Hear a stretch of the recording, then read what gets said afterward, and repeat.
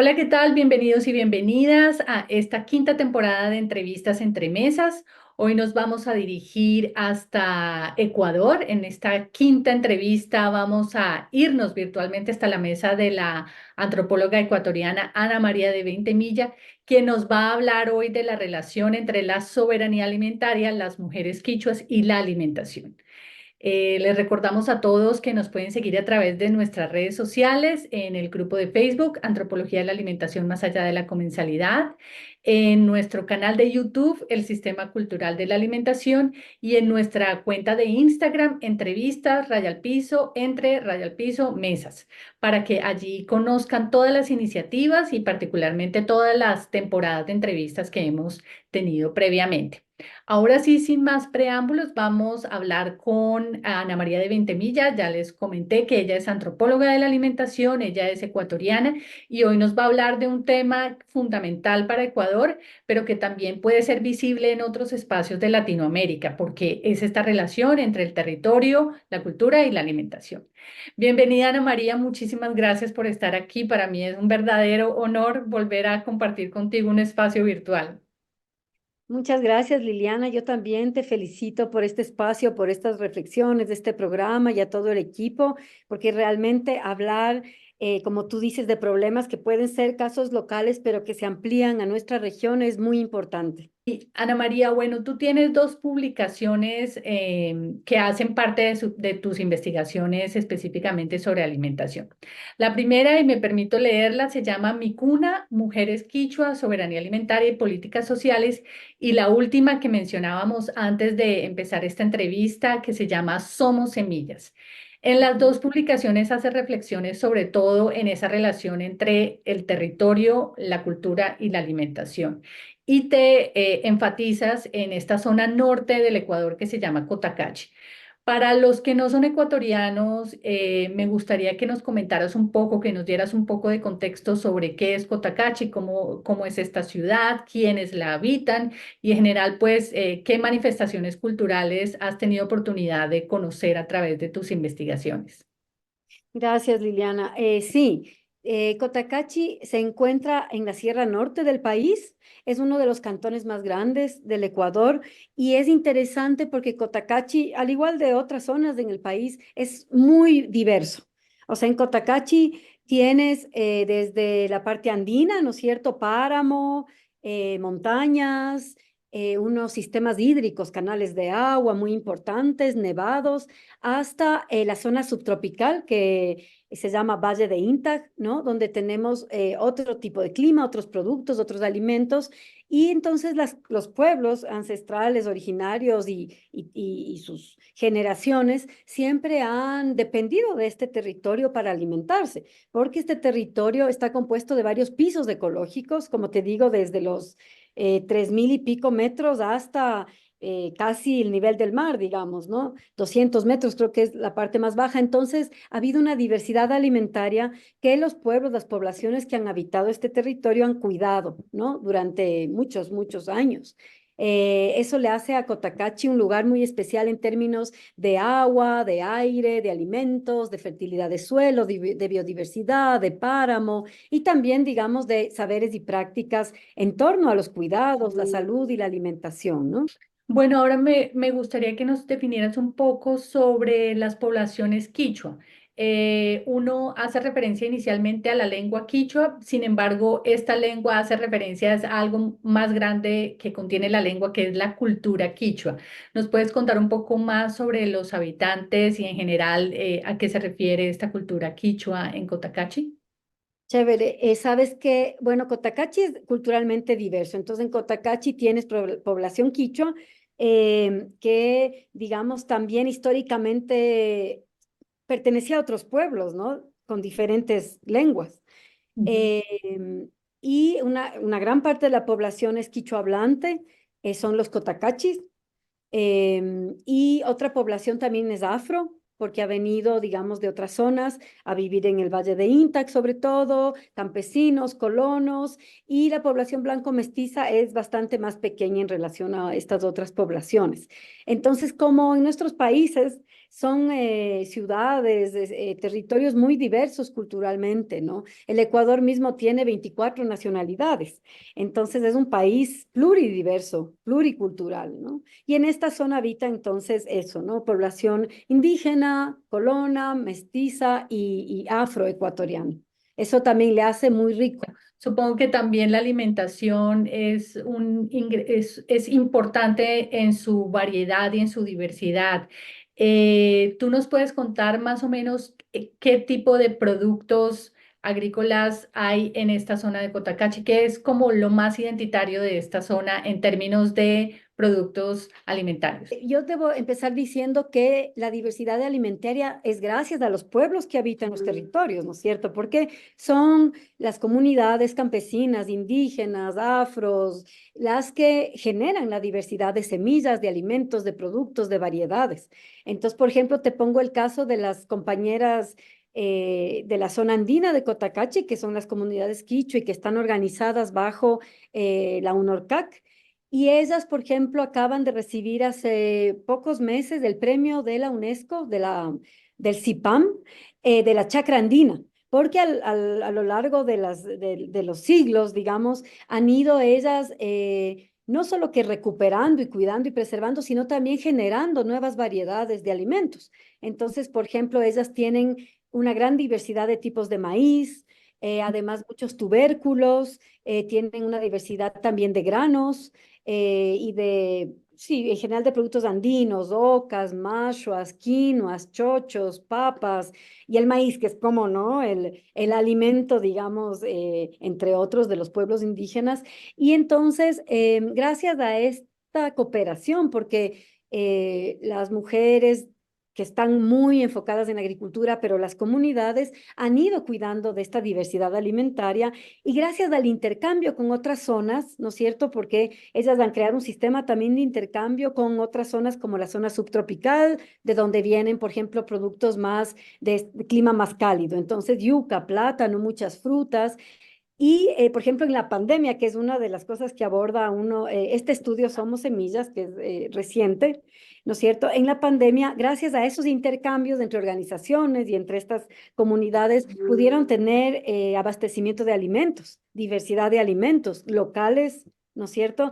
Gracias a que estos pueblos sostienen una base de autonomía alimentaria que les permite, digamos, tener alimentos en momentos de crisis, como fue el de la pandemia. Entonces ahí se vio mucha diversidad, zapallo, frijol, porque también al igual que conocemos de las culturas antiguas en México, ¿no es cierto? Los pueblos indígenas, algunos siembran esta mezcla entre maíz, zapallo o calabaza y frijol, y eso les proporciona bastante diversidad alimentaria, aparte de hierbas que también se dan, por ejemplo, naturalmente o en las vertientes de agua que complementan mucho la dieta, además de la crianza de animales. O sea, son formas de ver la alimentación de manera muy integral, ¿no es cierto? Y la alimentación garantiza salud también. Entonces, mientras más diversidad alimentaria tú tienes y acceso a alimentos sanos, locales, agroecológicos, entonces ahí tu salud está mejor. Y eso en el país se da gracias a un tejido de campesino que, digamos, cuida de esta soberanía alimentaria en sus territorios. Y eso depende también, como dice el libro, de territorios libres, por ejemplo, de explotación minera, de explotación petrolera, de agroindustria, de grandes proyectos, infraestructuras hidroeléctricas que puedan alterar, digamos, lo necesario para alimentación, que es agua, buen suelo, buen aire, ¿no es cierto? Sí, ahora me gustaría que habláramos de ese libro reciente que se llama Somos Semillas, que nos contaras un poco más cómo está dividido, en qué capítulos y sobre todo qué aspectos fundamentales tú evidencias en esta relación entre el territorio y la alimentación, aunque ya en la anterior pregunta nos has contado un poco más de los aspectos, pero de repente si hay algo que debemos conocer para salir corriendo a comprar este libro, Somos Semillas. Muchas gracias. Bueno, Somos Semillas, les cuento. que está en Aviala, es impreso por Aviala y está en la página de Aviala para quien quiera adquirirlo. Y fue interesante porque este estudio nace cuando yo vivía en Cotacachi. Y yo me fui a vivir a Cotacachi, a una comunidad que se llama La Calera. Y durante la pandemia, ¿no es cierto? Empecé a ver, yo vivía con mi hijo y con una compañera, y yo empecé a ver cómo la gente se organizaba en el encierro para tener alimentos. Pues Ujú, entonces ahí surgió la necesidad de ir registrando todas estas prácticas que la gente, las organizaciones, las mujeres hacen para asegurar, digamos, la agricultura campesina.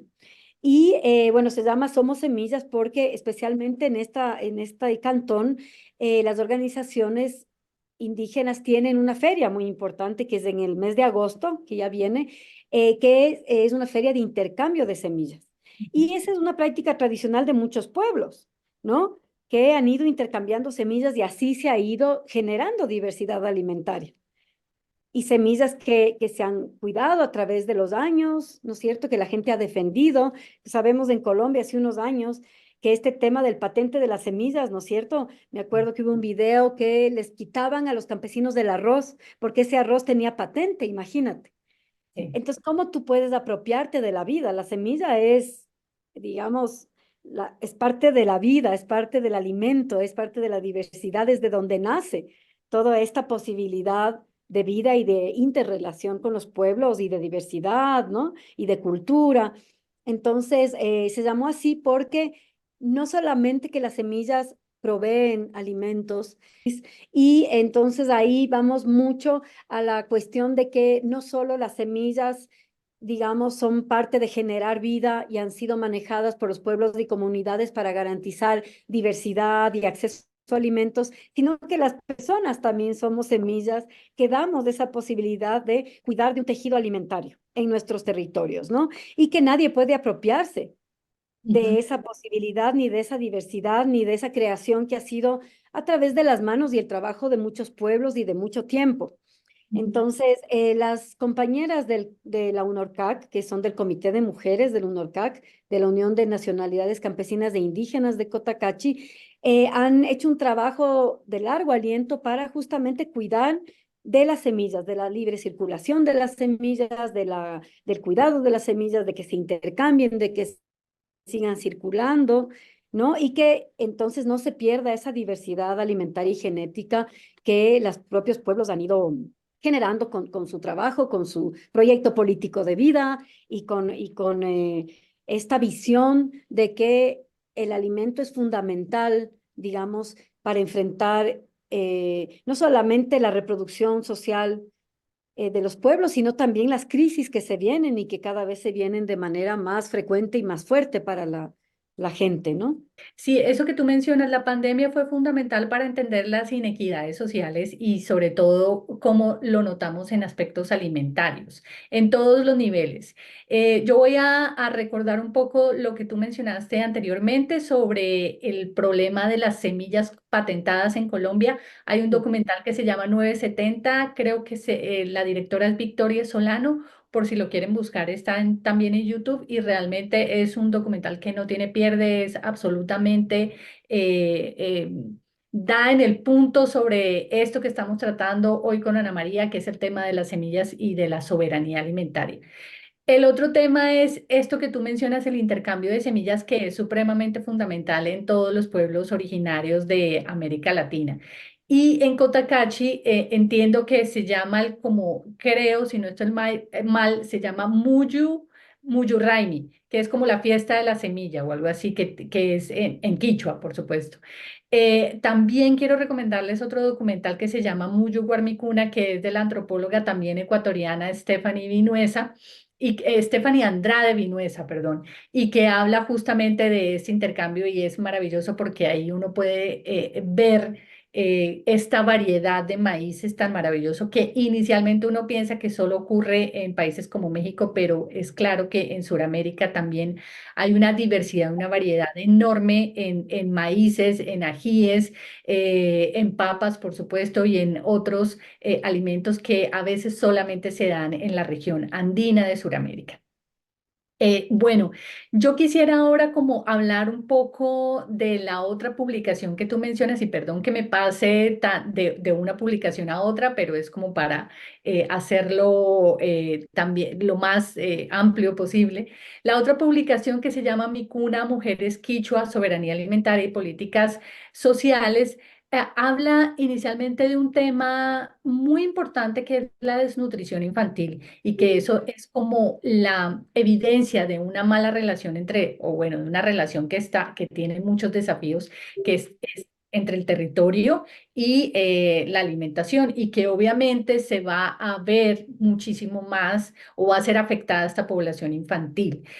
¿Tú nos puedes contar un poco más de qué se trató esta investigación, cómo se puede hablar de una desnutrición infantil en términos de la población quichua y no en términos de la nutrición como lo entendemos desde la ciencia blanca, ¿no? De los blancos? Chévere, tú mencionas puntos súper interesantes, Liliana, porque así como te cuento, ¿no? De cómo se registró en el libro Somos Semillas de esa diversidad alimentaria, esos intercambios entre pueblos, organizaciones y pisos ecológicos, ese acceso al alimento que en muchas ciudades no hubo, ¿no es cierto? También en esta misma zona hay bastantes cifras, altas cifras de desnutrición. Ujú, Parece que más del 40% de niños menores de 5 años tiene desnutrición y anemia. Eso es una problemática de todo nuestro país, de todo el Ecuador, una problemática gravísima para la salud pública, una emergencia de salud pública. Y uno piensa cómo en un país riquísimo a nivel agricultura familiar campesina, riquísimo a nivel de prácticas y conocimientos tradicionales en la alimentación, puede pasar eso, ¿no? ujú, Y entonces viene un gobierno y va a solucionar la desnutrición y viene otro y también va a solucionar y bueno, es como parte de, digamos, las promesas políticas, ¿no? Que no se cumplen. Entonces ahí vamos a un nivel, digamos, a pensar la alimentación en términos políticos. ¿Y por qué en términos políticos? Porque la alimentación depende, digamos, de que haya las garantías para hacer agricultura y para tener acceso a alimentos. Y ujú, entonces, por ejemplo, en este territorio que yo te cuento en Cotacachi, hay una grandísima falta de acceso a tierra y agua.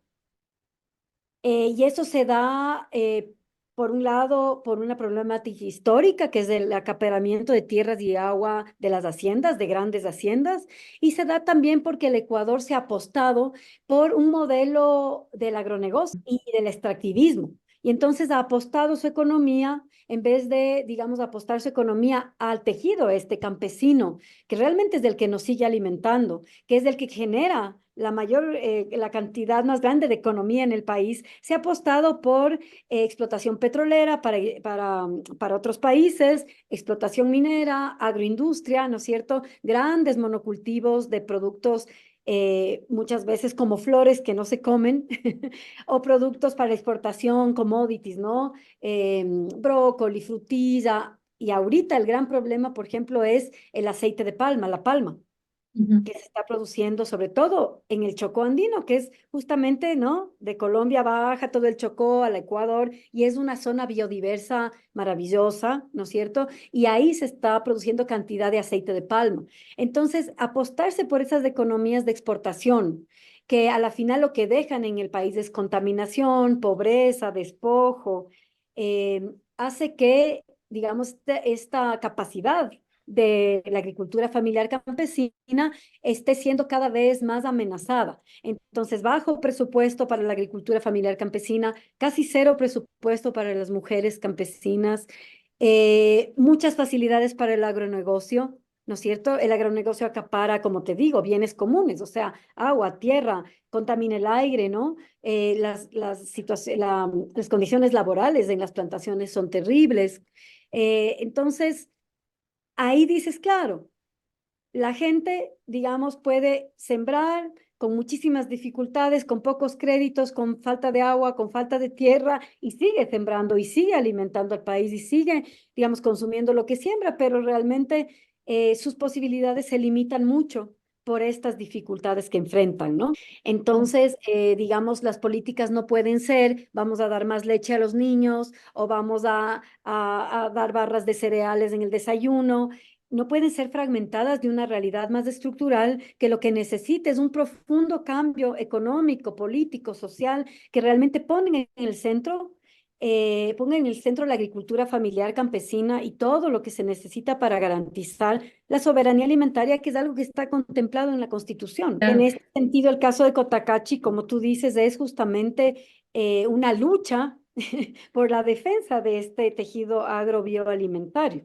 Y más allá de lo nutritivo, porque uno piensa que la nutrición en estos pueblos indígenas tiene que ver con lo material, es decir, con la comida, con lo tangible, pero en realidad detrás de lo tangible viene la cultura, que es lo intangible, y esto también se está viendo fuertemente afectado por estos cambios en la economía y por estas visiones desarrollistas que en realidad lo que están haciendo es que están dejando por fuera una enorme cantidad de población.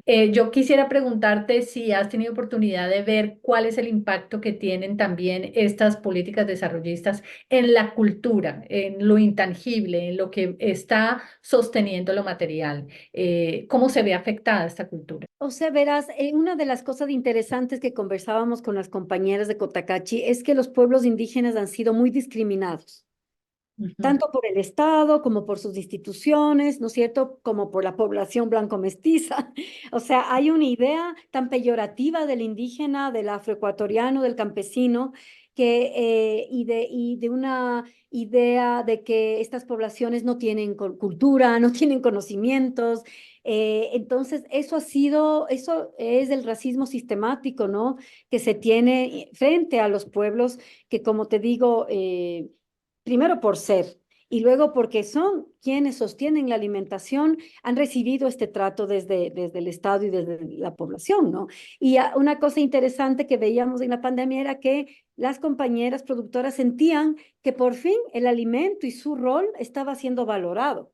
Porque la gente, ¿no? La gente se volcó a, ay, necesitamos comer mejor, necesitamos estar saludables en esta pandemia, ¿no? Y como no había mucha entrada de, digamos, de las empresas y hubo bloqueo de vías y no venían muchos productos, se empezó a valorar este tejido alimentario local. O sea, poder comprar lo que produce la parte cercana donde uno vive, ¿no? Entonces empezaron a emerger canastas comunitarias que distribuían alimentos, mercaditos, ferias, a pesar de que tuvieron mucha persecución, pero emergió, digamos, esta posibilidad de las propias localidades de producir alimentos y de ser quienes distribuyen los alimentos, ¿no? Entonces, como tú dices, digamos, todavía muchas sociedades latinoamericanas tienen esta presión del colonialismo, ¿no? De tener unos poderes, digamos, que se piensan superiores o poblaciones que se piensan superiores a otras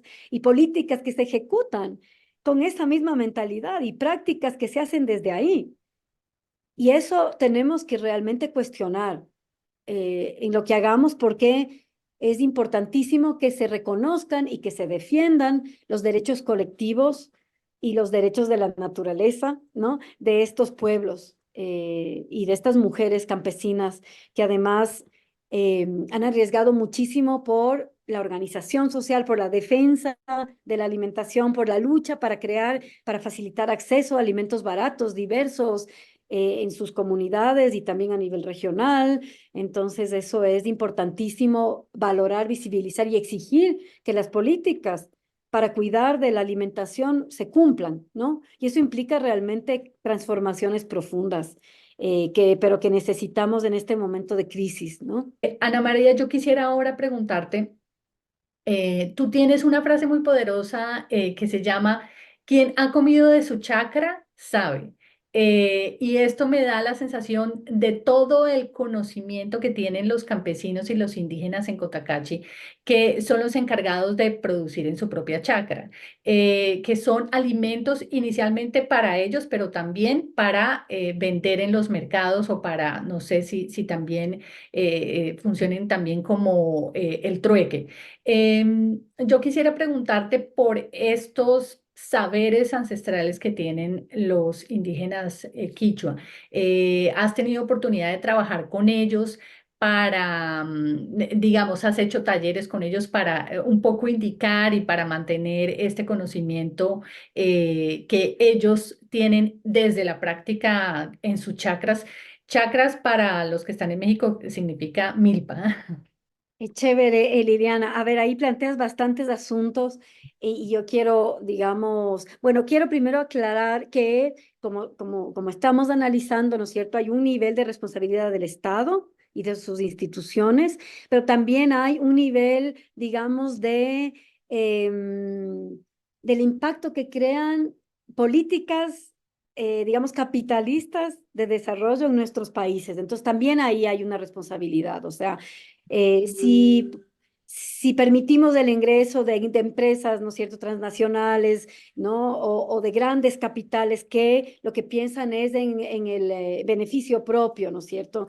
Y eso crea en nuestros países más pobreza. También es una cosa de ver cómo está el escenario geopolítico y quiénes están impactando en la alimentación en diferentes niveles, ¿no? Y cómo esos niveles afectan a la pequeña unidad campesina finalmente.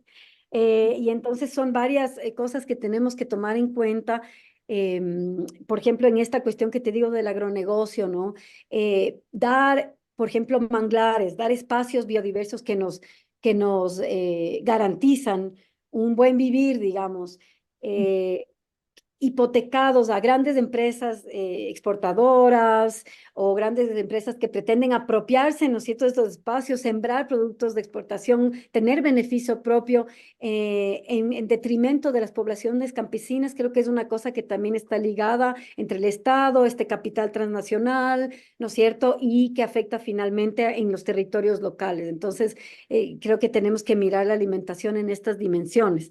Por otro lado, en lo que tú me dices, se me ocurre una anécdota interesante que era cuando estábamos encerrados en la pandemia, y esa frase es de testimonios de compañeras porque surgió de ese contexto. Aquí tenemos un plato, verás, típico, que se come en la Semana Santa y es la fanesca.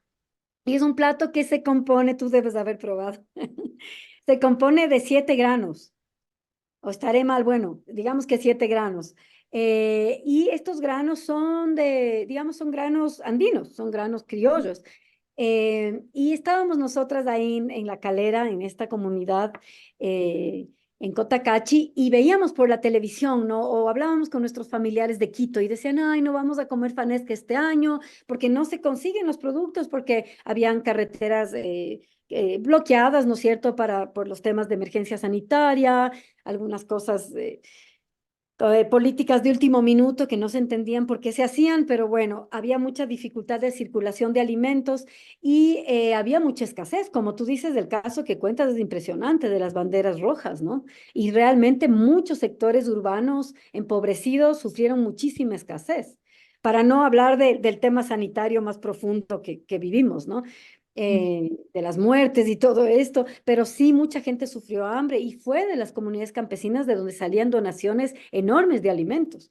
De Cotacachi, el primer registro que se tuvo fue de 17 camiones repletos de comida a los sectores más vulnerables de las ciudades. Ujú.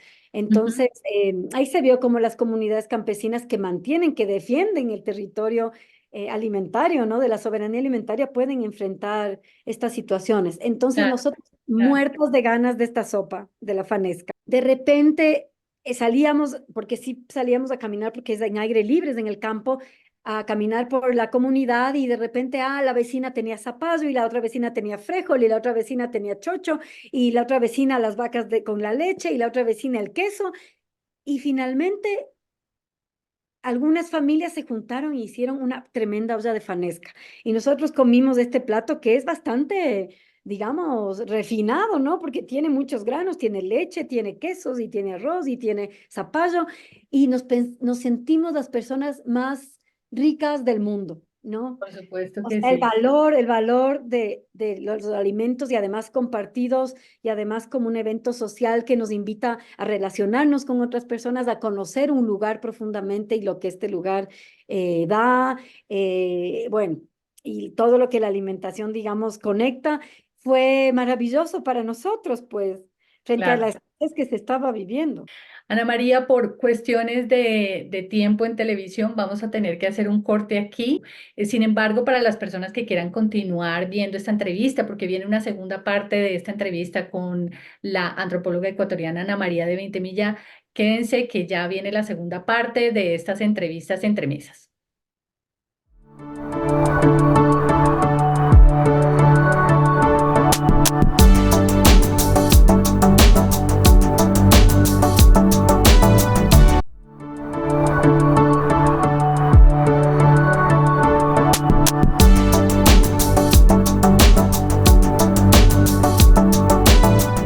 Hola, ¿qué tal? Bienvenidos a esta segunda parte de la entrevista con la antropóloga ecuatoriana Ana María de Ventimilla, quien nos ha estado hablando durante la primera parte sobre el tema de soberanía alimentaria, territorio y nutrición. Nos estabas contando un poco sobre ese lujo durante la pandemia de poder cocinar Fanesca, porque justamente había esta red de apoyo que ya la habíamos hablado en la primera parte y que pudieron como empezar a buscar y a sumar estos ingredientes para hacer la fanesca. Cuéntanos cómo terminó ese día, cómo terminó la anécdota. Ya, bueno, me voy a reivindicar, son 12 granos. Son 12 granos. Entonces, sí, Y son como tú bastantes. dices, ajá, y como tú bien dices, esto se da en el tiempo de cosechas. Entonces, ¿no? Los platos están ligados también, o sea, la culinaria de los pueblos están ligados al territorio, o sea, qué se da, cuándo madura, cuándo se siembra, ¿no? Entonces hay toda una coherencia, digamos, con lo que se come también y las prácticas que las personas tienen. Y bueno, terminó la anécdota comiendo pues de esta maravilla de sopa. Nosotros en Ecuador somos muy soperos, ¿no? Entonces, los platos rituales muchas veces son sopas y como tú bien decías, dependen mucho de lo que se produce la época que se produce. Entonces, estos granos de la fanesca son en época de cosecha. Ujú. Eso expresa que la alimentación está muy conectada con las prácticas de las personas, con la culinaria y con los momentos en que se dan ciertos productos, los climas en donde se dan, los momentos en que se siembran y todas estas prácticas campesinas agrícolas, ¿no? Sí, sí. Yo quisiera también contarles que en Ecuador hay mencionas sobre los ciclos de la tierra y de la producción de la tierra. Eh, y quería preguntarte ahora un poco más sobre la metodología que has usado en tus publicaciones, metodología, digamos, ya más de tipo antropológico, ¿qué has hecho? ¿Has hecho entrevistas? ¿Has hecho talleres? Y entiendo que estas metodologías también te han permitido conectarte directamente con las comunidades y sobre todo con estas mujeres de UNORCAC. También me gustaría preguntarte por lo que significa UNORCAC, de pronto para las personas que no son ecuatorianas, contar un poco de qué se trata esta organización. El Ecuador tiene un gran movimiento indígena, ¿no es cierto? Y tiene organizaciones más locales, digamos. Y Cotacachi tiene la UNORCAC, que es la Unión de Nacionalidades Campesinas e Indígenas del Cantón Cotacachi, que es una de las organizaciones afiliadas a la CONAIE, que es la gran organización indígena. Y entonces, como un movimiento muy orgánico, la CONAIE agrupa estas organizaciones y tienen todo un trabajo de base con las comunidades y muchas de sus acciones, sobre todo las de las organizaciones de mujeres indígenas, se centran en la alimentación. Entonces, por ejemplo, en el caso del Comité de Mujeres de Cotacachi, ellas, por ejemplo, promueven una feria agroecológica los domingos, ellas tienen también trabajo con las comunidades en relación a las semillas, como te contaba, al cuidado de las semillas, a la producción alimentaria campesina. También tienen iniciativas gastronómicas. Ellas tratan de rescatar mucho, digamos, los saberes culinarios ligados a lo que produce el territorio, entonces los tubérculos, los granos, el maíz. Ellas tienen también un emprendimiento, un negocio de chicha de maíz, que es una bebida ancestral que se toma en el Ecuador y en otras partes de América Latina, de maíz fermentado, que la envasan y, bueno, la comercializan. Y entonces las acciones de las mujeres mucho en torno a los alimentos, también han sido acciones en defensa de sus propios derechos como mujeres y de su papel en la toma de decisiones, en la organización, en el cantón, en la región. Por ejemplo, la UNORCAC y las mujeres han peleado mucho por la declaración de Cotacachi como un espacio agrobiodiverso. Y como te digo, ganaron este premio de la Chacra Andina, del CIPAM, y entonces ellas están trabajando mucho por la defensa de la alimentación, del territorio y del buen vivir en el sentido de que realmente es un derecho a alimentarse, la alimentación es un derecho y no solamente es que los gobiernos te den de alimentar o te den alimentación y te llenes, sino los pueblos, como tú decías, ¿qué es la soberanía alimentaria? Los pueblos quieren también decidir qué comen, decidir qué producen, para quién, por qué, y eso es un derecho también, y ellas defienden esa posibilidad. Y que la soberanía alimentaria no es una política así en el aire, sino que en los territorios de eso, es el derecho a decidir y a tener las condiciones para sembrar. Es decir, créditos, agua, tierra, apoyo, valorización de la agricultura campesina, ¿no?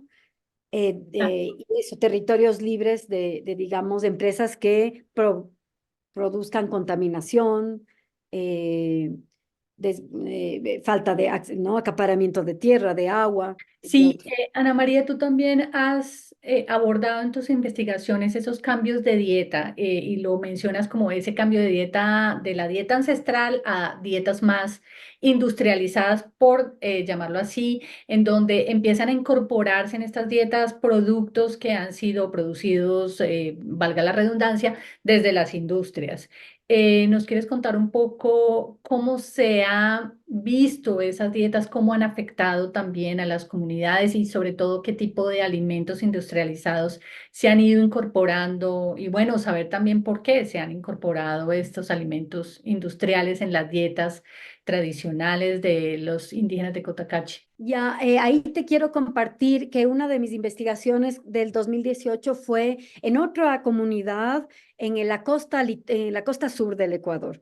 Ok. Y ahí, como para darte un ejemplo, porque lo que tú dices es bien interesante, ahí es una zona campesina, digamos, campesina de la costa, y es una comuna ancestral también, porque en el Ecuador hay comunas ancestrales en varios sitios del país. Y en la costa hay comunas ancestrales con territorios comunitarios, y esta comuna que se llama Salango tiene entonces una población montuvia de, digamos, agricultores y una población pesquera. Y ellos ancestralmente, o hace pocas décadas, era unas 4 décadas, intercambiaban productos de la agricultura con pescado y tenían una dieta bastante buena, diversa, ¿no es cierto? Nutricionalmente adecuada, culturalmente adecuada. Y cuando yo hice esta investigación de ver cómo han cambiado esa dieta, em, en la investigación igual, ¿no? Como tú me decías, ¿cómo haces de investigación? Yo converso. Digamos que para mí lo interesante es poder crear espacios de diálogo, de conversa, de y cómo era, cómo fue, de rescate de la memoria colectiva, de rescate de la propia lectura de la gente de su territorio, de su problemática, de los cambios que han vivido, ¿no es cierto? De los factores que ellos determinan o identifican como factores que han cambiado, que han amenazado, que han mejorado sus condiciones de vida. Y en esta población de Salango identificaban mucho que, por ejemplo, el costo de pescado era ahorita inaccesible para los propios comuneros, ¿no?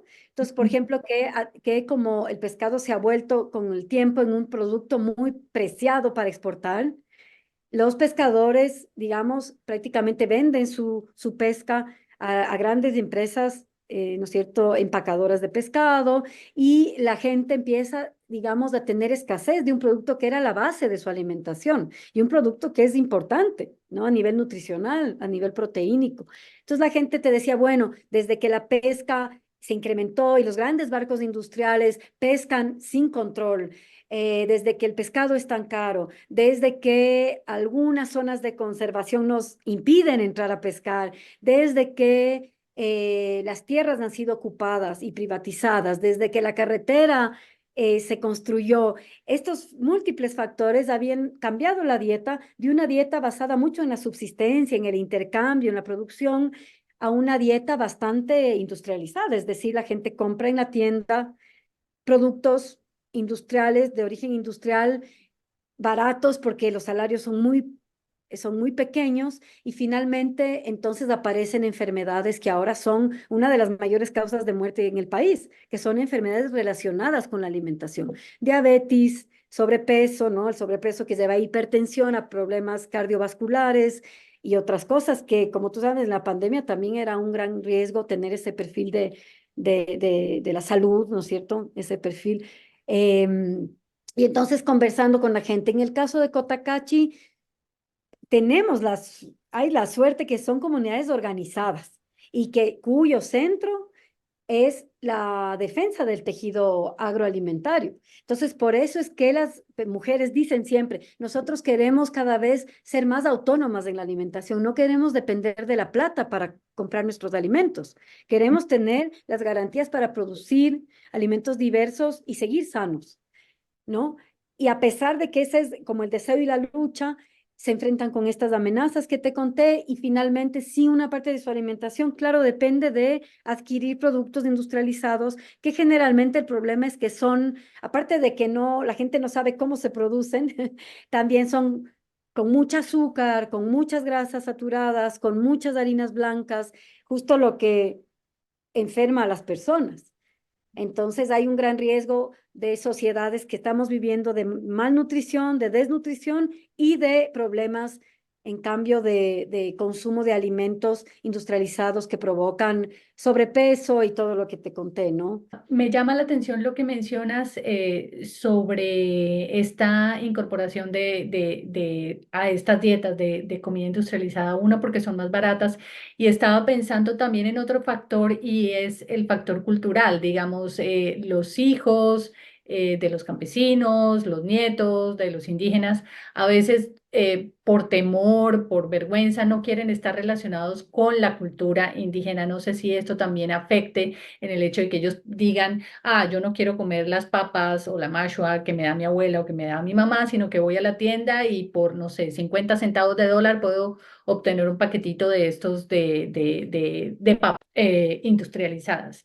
No sé si ese colonialismo que todavía habita en nosotros y que desafortunadamente hace que las personas de estas comunidades sean vulnerables en el sentido de que no se quieren sentir discriminadas, deciden cambiar sus dietas para no parecerse o no querer pertenecer a estas comunidades indígenas. Bueno, lo que tú mencionas es bien complejo, porque digamos, ya no podemos pensar en el indígena del campo la persona de la ciudad, ¿no? O sea, Sí. y el ciudadano urbano y el ciudadano de campo. O sea, ahorita hay digamos, una movilización impresionante, ¿no es cierto? O sea, como, por ejemplo, lo que yo veo en Cotacachi. Cotacachi es una ciudad ya, ¿no es cierto? Ya no hay mucha cuestión campo-ciudad, sino que ya es una mezcla, ¿no es cierto? En que las personas del campo mantienen la agricultura, pero también tienen que salir a trabajar, a buscar salarios remunerados para acceder a otras cosas, porque la agricultura es un oficio, como tú dices, que ha sido muy discriminado y que los gobiernos no se han apostado por las economías campesinas, y eso tienen que hacer. Entonces, lo que ha pasado es que sí, por la discriminación, muchas personas de comunidades indígenas eh, quieren consumir otros alimentos, ¿no es cierto? Que tengan este estatus de alimentos más globales o más urbanos, pero hay mucho también valorización de la comida campesina, también hay muchos jóvenes que más bien, ¿no? Y con la pandemia se dio mucho, que volvieron las comunidades, que ahí recibieron ese acogimiento y ese sostén cuando en las ciudades se quedaron sin trabajo, ¿no es cierto? Entonces, que también hay una revalorización de la comida campesina, de los productos locales, que son además muchas veces agroecológicos, que tienen atrás un sentido de cuidado de la naturaleza, ¿no es cierto? De respeto de los ciclos de la naturaleza eh, y de una ética con el planeta, pienso yo. Entonces también hay esa mirada de valorar, porque claro, el alimento es algo muy identitario, que marca mucho la identidad, ¿no? Entonces somos de identidades bastante complejas, pero sabes que yo diría ahí que también aquí hay una responsabilidad grande de los gobiernos, porque tú tienes en Cotacachi o en varios lugares del Ecuador que vas, y me imagino que pasa en Colombia y que pasa en México, que las empresas empiezan a controlar el comercio de alimentos. Entonces ya Ujú, no tienes, digamos, es muy difícil para las ferias campesinas tener espacios de comercialización, es toda una lucha, pero en cambio si bien el monopolio tal de la alimentación, la agroempresa tal, estas cadenas de supermercados, de repente tienen permisos y facilidades para establecerse donde quiera y la gente, cuando está, digamos, en su trabajo, cuando está en su día a día, empieza, digamos, a ya tener una dependencia con estos monopolios, con estas cadenas de supermercados que están en todas partes y que empiezan a reemplazar otros espacios locales de venta de alimentos. ¿No? ujú. Entonces, también son políticas que se instauran para facilitar los monopolios de la alimentación, que generalmente están llenos de productos procesados. ¿No es cierto? Y de productos llenos de pesticidas muchas veces también, o sea, de esta agricultura a gran escala, ¿no es cierto? Que es la que se comercia y la que se prioriza, en vez de dar espacio a los productores, tanto urbanos como del campo, para la venta de sus alimentos. Entonces, una política, digamos, podría ser que tenga mucho más espacio la comercialización de alimentos frescos, orgánicos, accesibles, en precios diversos, locales, ¿no es cierto? Y no y poder regular, en cambio, la presencia de estos monopolios y cadenas de supermercados. Y eso que mencionas es muy importante, que es la respuesta que da el Estado a ciertas políticas alimentarias.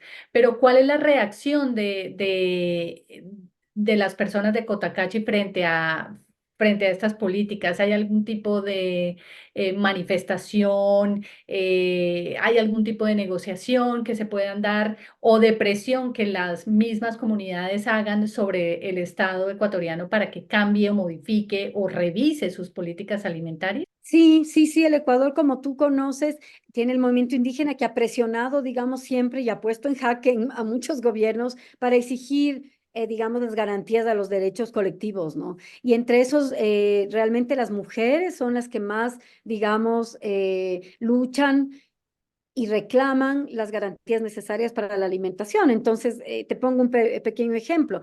En la pandemia, en Cotacachi, la Feria de las Mujeres, que es una feria de productos campesinos de muchas familias campesinas que venden en la feria los domingos, fue cancelada. El municipio dijo, ustedes no pueden hacer esta feria, esto es un lugar de contagio, ¿no es cierto? Hay esa relación entre indígena y contagio, ¿no? Indígena y no salubre, indígena y portador de enfermedad. O sea, ese es el racismo, ¿no? El racismo estructural profundo que en todos los niveles, ¿no? Entonces cerraron esa feria que proveía alimentos sanos, diversos, agroecológicos, locales, y no cerraron estos mini mercados, estos supermercados que son unas cadenas, que son unos monopolios, esos nunca cerraron. ¿No? Entonces, a pesar de esas dificultades, la gente de las comunidades, por ejemplo, se las ingenió para hacer pequeñas ferias en lugares abiertos donde tú tenías acceso a alimentos. Y así, gracias a que tienen una organización social sólida, ¿no? Que implica muchísimo trabajo, pudieron sostener el abastecimiento en varios lugares de Cotacachi, pero también se oyó de organizaciones en todo el país, incluso en Perú, en Colombia, que hacían lo mismo. O sea, organicémonos para poder ofrecer alimentos que sembramos en esta crisis de la pandemia. Entonces hicieron, como te digo, canastas, circuitos, intercambios y pequeñas ferias, ¿no? Yo quisiera ahora trasladarme un poco más a Quito o a estas ciudades grandes de la Sierra Ecuatoriana también.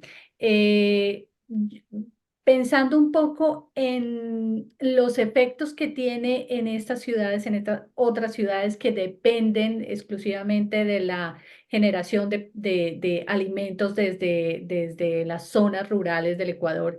Eh, ¿Qué impacto tiene en las ciudades el hecho de que haya una inseguridad, por llamarlo así, una inseguridad alimentaria en el sentido de que no se le proporciona a los agricultores, a los campesinos que están proveyendo de alimentos a nosotros los ciudadanos? ¿Cuál es ese impacto, no? Si falla aquí en lo rural, ¿cómo se visualiza en la ciudad este impacto? Sí, el tema de la alimentación, digamos, es central, ¿no es cierto? Como sabemos, eh, para todos nosotros, ¿no? Y entonces, si tú, digamos, si tú inviertes en políticas que facilitan estos grandes supermercados, si no das espacio a los pequeños agricultores, medianos agricultores a que vendan su producción, que no son aislados, son familias que viven de la producción de alimentos y que aportan muchísimo a la economía del país. O sea, no son una cosa folclórica, ah, qué bonito cómo siembran, no.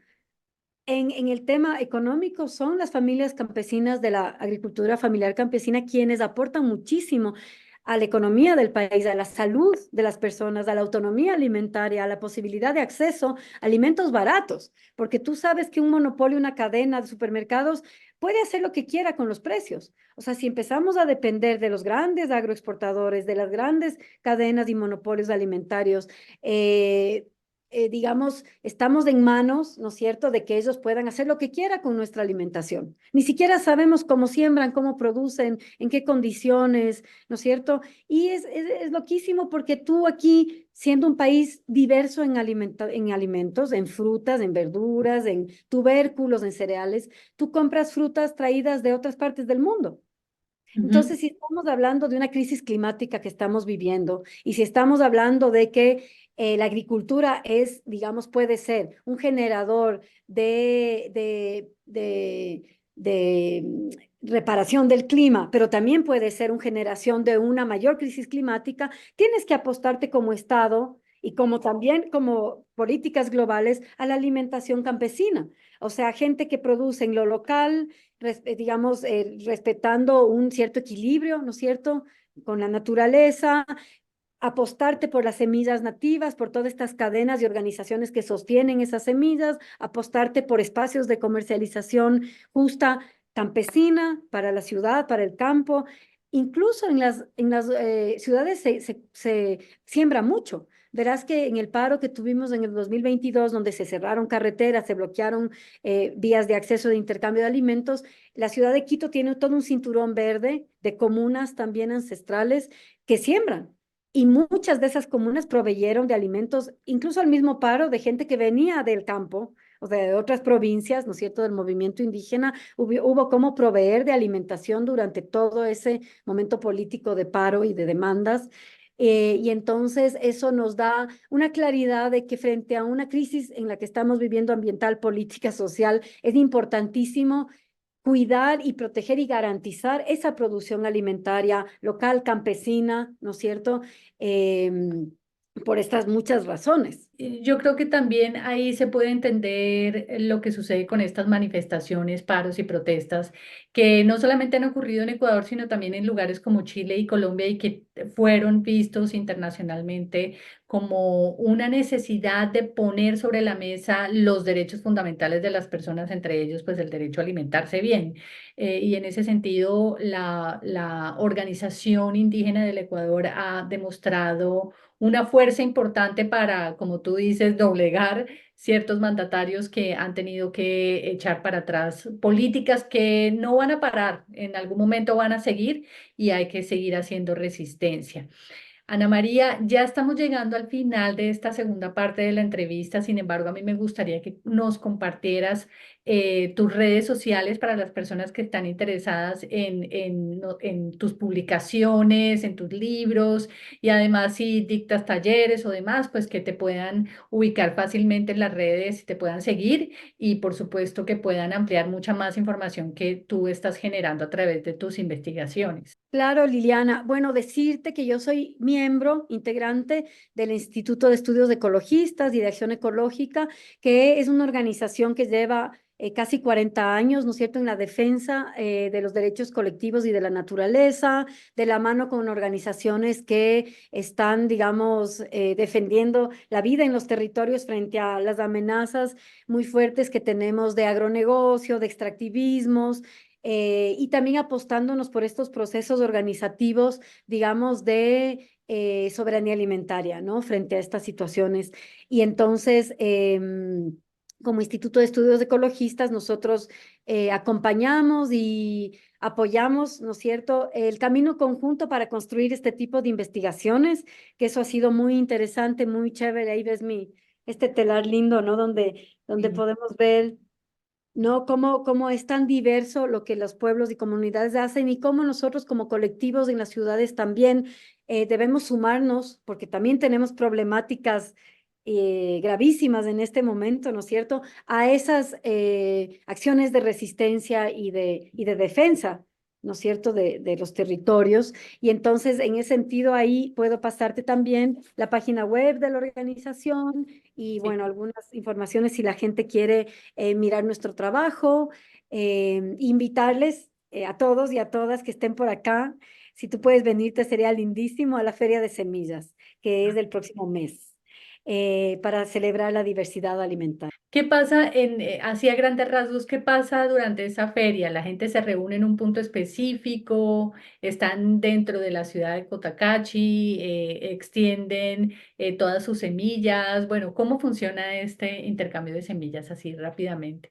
El Moyurraimi es un intercambio de semillas que se realiza durante un día entero, ¿no es cierto? Y la idea el espíritu de esta fiesta, digamos, es convocar a diferentes organizaciones, comunidades, familias de diferentes zonas a intercambiar sus semillas. Entonces viene igual de diferentes pisos ecológicos, ¿no? Gente del subtrópico, de la sierra, de las montañas, de la costa, de la Amazonía. Llegan y intercambian semillas y las personas aprenden, ven semillas, que es difícil, ¿no? Uno no tiene a veces en la cabeza que el alimento viene de una cosita chiquita que es una semilla que ha sido protegida, cuidada y manejada, gestionada por tantos miles de años, y de repente los niños, los grandes, las familias miran esta diversidad de semillas que son, digamos, ¿no? El centro de la vida alimentaria y de la vida, ¿no es cierto?, del planeta, en el planeta de la diversidad, y conversan con las mujeres, con las familias que traen las semillas, y entonces hay mucha posibilidad de aprender, porque las comunidades tienen muchísimo que enseñar, ¿no es cierto?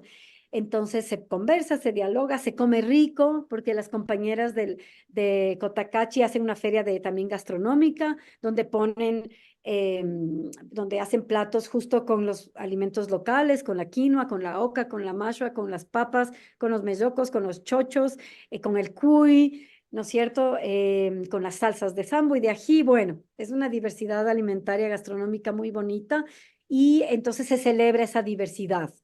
Y el instituto está planificando para esa fiesta unas giras de ecologistas para convocar a jóvenes y a mujeres de organizaciones con quienes trabajamos a visitar la feria y a poder aprender de esas acciones del Comité de Mujeres de la UNORCAC. Mira, Ana María, que con todo lo que me estás diciendo ya me antojaste y casi que estoy a punto de comprar un tiquete para viajar a Ven, Ecuador. ven, Diana. Aquí te recibo con los brazos abiertos. Muchas gracias de verdad, Ana María, por contarnos sobre todas las investigaciones que has venido haciendo, sobre esta labor importante de las mujeres en esta zona del país de Ecuador, en Cotacachi. Ya hemos llegado al final de esta quinta y última entrevista de la serie, de esta quinta temporada de Entrevistas entre Mesas. Y de verdad que ha sido un gusto para mí y para todo el equipo poder contar con personas como tú y como las y los otros antropólogos que han estado aquí en esta temporada. Muchísimas gracias a todas las personas que nos han seguido en nuestras redes sociales. Les recuerdo nuestra página web, perdón, nuestro Facebook, el grupo de Antropología de la Alimentación, más allá de la comensalidad, en YouTube, para que puedan ver esta y las otras entrevistas, el Sistema Cultural de la Alimentación, y síganos también en la cuenta de Instagram, Entrevistas entre Mesas. Gracias, Ana María, qué gusto poder hablar contigo hoy. Muchas gracias, Liliana. Para mí también un gusto y bueno, pues es un excelente espacio para difundir y reflexionar sobre estos temas que nos conciernen a todos y a todas, ¿no? Sí, así es. Muy Gracias. rico. Gracias, Liliana. Cuídate mucho.